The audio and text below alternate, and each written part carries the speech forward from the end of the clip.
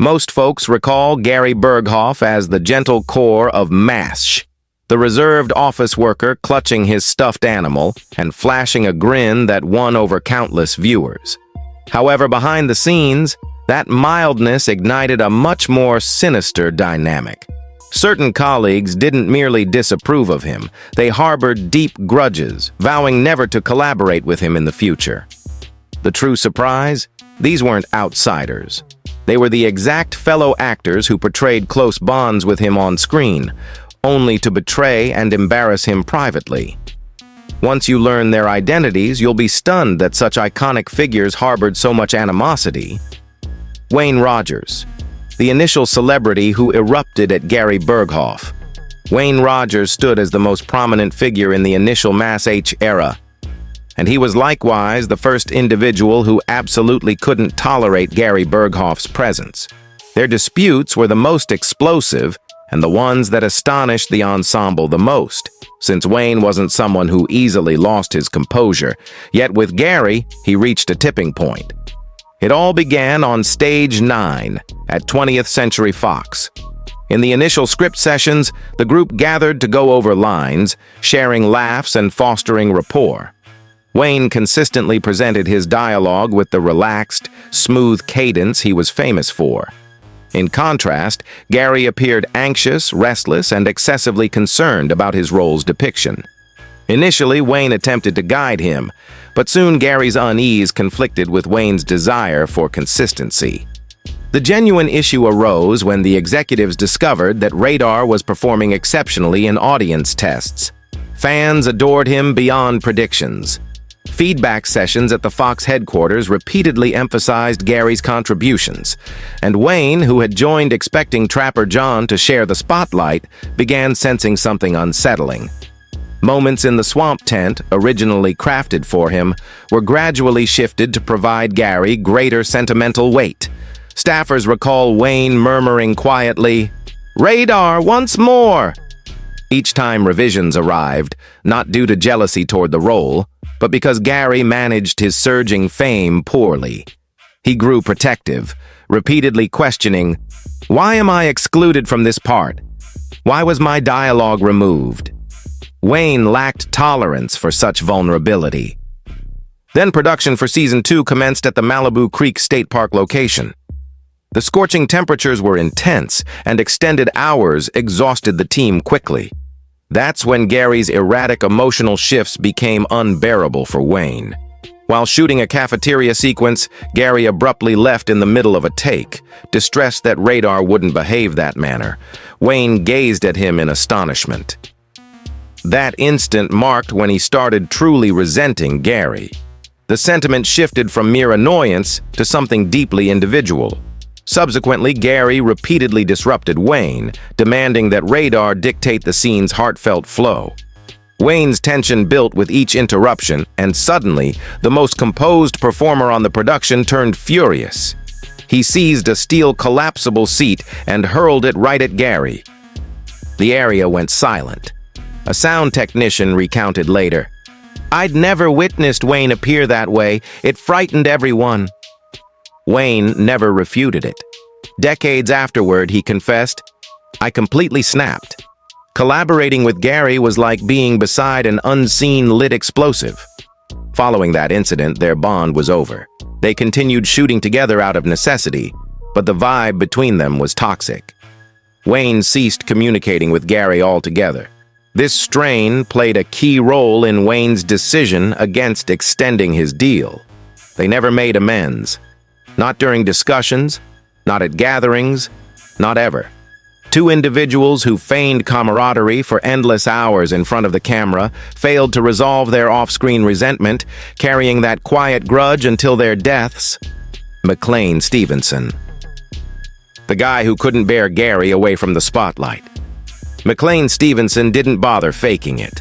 Right from when he and Gary Burghoff started collaborating intimately in the Colonel Henry Blake workspace on Stage 9 at 20th Century Fox, he sensed an unease. Gary was the single colleague he couldn't unwind with, and after recognizing that, matters deteriorated rapidly. The first signs of friction emerged in the earliest script readings. McClane was inherently lighthearted. He tossed in quips, played with dialogue for comedic effect. Gary despised it. One day, during a basic exchange between Henry Blake and Radar, McClane inserted a small improvisation, nothing major.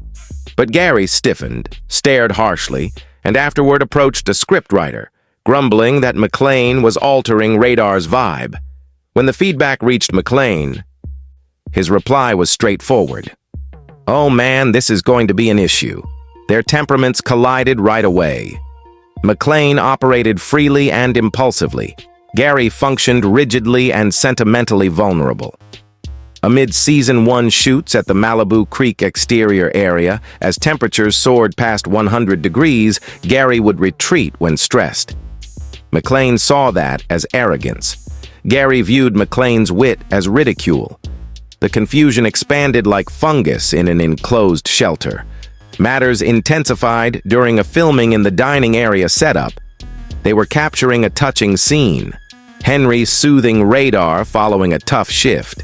McClane performed it affectionately, tacking on a mild gag at the close to ease the atmosphere.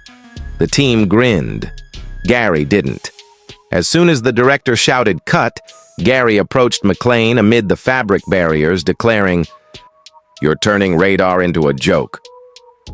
Those words left McClane shocked and irritated. He began maintaining sentimental separation from Gary starting then. Afterward, McClane confided to the continuity manager, "He believes I'm targeting him. I'm not. But he positions me as the antagonist effortlessly." That statement says it all. McClane felt stuck in a confusion he couldn't resolve. By Season 3, their connection was frosty. When McClane declared his departure from Mass H, outsiders assumed it was for professional growth.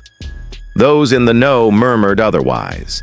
He partly sought separation from the psychological battles with Gary, and they never mended it. No embrace on special episodes, no calls, zilch. When McClane passed in 1996, he and Gary had preserved their bond precisely as it concluded, unsettled, strained, and concealed under layers of poor dialogue. Neither figured out a reversal, Alda. When Massey's guiding force ultimately lost patience with Gary Burghoff. Alda hit his limit with Gary Burghoff well before audiences suspected trouble. One afternoon on Stage 9 at 20th Century Fox, amid a routine practice, Allen gazed at Gary with an incredulity the staff had never observed from him, and all present realized a rift had formed between the series' two key figures. The initial trigger occurred in a revision meeting for a Hawkeye Radar plot that Allen was helping author. Gary reviewed his parts, scowled, and shoved the pages aside as if offended. He informed Allen before the scribes, execs, and aides, "Radar merits more than this." Then he uttered the phrase that wounded more profoundly than intended. "You solely craft Hawkeye as the protagonist." It wasn't mere feedback. It was a charge against the individual sustaining the production. The space went still. Allen remained silent, but the environment shifted irrevocably. Their actual clash happened weeks later on the swamp shelter setup at Malibu Creek. The filmmaker arranged a basic heartfelt moment. Hawkeye reassuring Radar post, distressing updates. Gary rejected the guidance, demanding Radar exhibit greater command. Allen intervened softly, aiming to prevent delays, but Gary retorted sharply, "You aren't the one who determines Radar's emotions. That sealed it." Allen's gaze turned steely. He didn't shout. He didn't swear. He simply stated, "We're attempting to proceed, Gary." With a chill so profound, it shocked all nearby. From then on, their sequences held an unseen barrier. Gary perceived each tweak as a targeted slight. Allen started dodging extra dialogue. Full days elapsed where they positioned mere inches for intimate frames, yet shared no words after filming halted. In Season 7, the friction appeared in footage. During a basic shelter dialogue, Gary evaded Allen's gaze throughout the initial attempt. The director of photography requested a redo. identical in the second. Alan didn't reprimand him. He merely adjusted quietly and retried. But the implication was clear. Gary refused to connect sentimentally anymore. What rendered their dispute sorrowful was its subtlety. No overt explosions, no heated exchanges, merely detachment and letdown. Staff later noted the quietude between them surpassed any quarrel in intensity. During group appearances, they acted courteous, perhaps affectionate for photos. But the bond fans envisioned was no longer genuine. The enduring impact Gary Burghoff left behind. Even though he conflicted with 3 of the program's top talents, Gary Burghoff departed MASH possessing something irremovable by them. Radar evolved into the essence of the show. The purity, the quivering tone, the stuffed bear, everything endured the strains, the disputes, the unspoken enmity. Viewers never detected the acrimony. They witnessed a figure that seemed authentic. And generations on, when discussing MASH's core, they omit the brawls or furniture tossing or frosty glares. They recall Radar, and Gary's influence transcended all disputes. Gary Burghoff's path on Mass H was chaotic, agonizing, and indelible, yet his contribution outlasted every conflict. Do you believe Gary was misjudged, or were the clashes unavoidable? Share your opinions in the comments, and don't forget to hit like, subscribe, and press the bell icon. Thanks for watching.